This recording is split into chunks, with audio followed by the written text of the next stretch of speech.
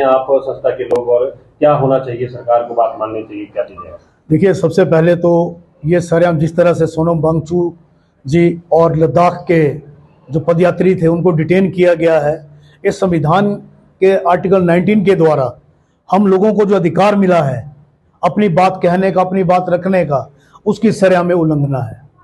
ये इस सरकार का शुरू से ही रहा है कि कभी भी कोई भी आदमी अपनी जायज मांगों की बात करता है तो ना उसकी सुनाई होती है। जब वो सुनाने के लिए जब आगे बढ़ते हैं, गांधी जी के बताए रास्ते के ऊपर चलते हुए, सत्याग्रह करते हुए जब आगे आते हैं तो उनको डिटेन कर लिया जाता है।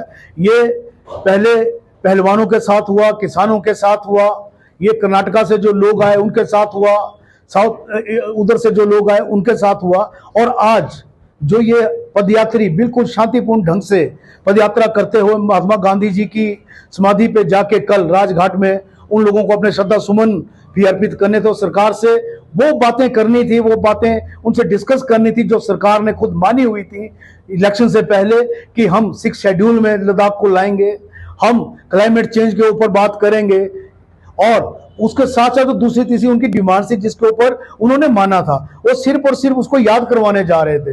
लेकिन जिस तरह से ये क्रैकडाउन सरकार ने किया है, हम सब लोग उसकी कड़ी भर्त्सना करते हैं, निंदा करते हैं, और इस सरकार को चेताते भी हैं कि वो बाज आ जाए, क्योंकि जो भी डिक्टेटरशिप है ये हमेशा ज्यादा नहीं चला करती।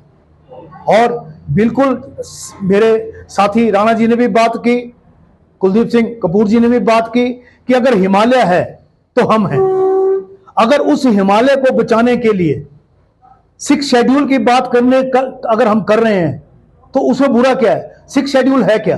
बेसिकली वहां के जो लोग रह रहे हैं उनको अधिकार होना चाहिए, क्योंकि वहां की जो जनरेशन पीछे से जनरेशन टू जनरेशन लोग रहते आ रहे हैं, उन्हें वहां का क्लाइमेट का पता है, उन्हें वहां की जरूरतों का पता है, तो वो अपने हिसाब से निर्णय लें।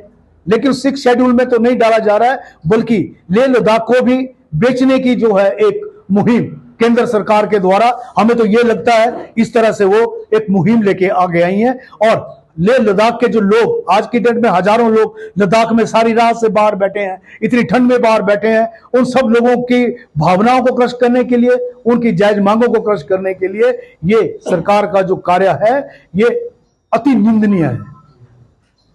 ठीक है जी। आपने कोई प्रश्न?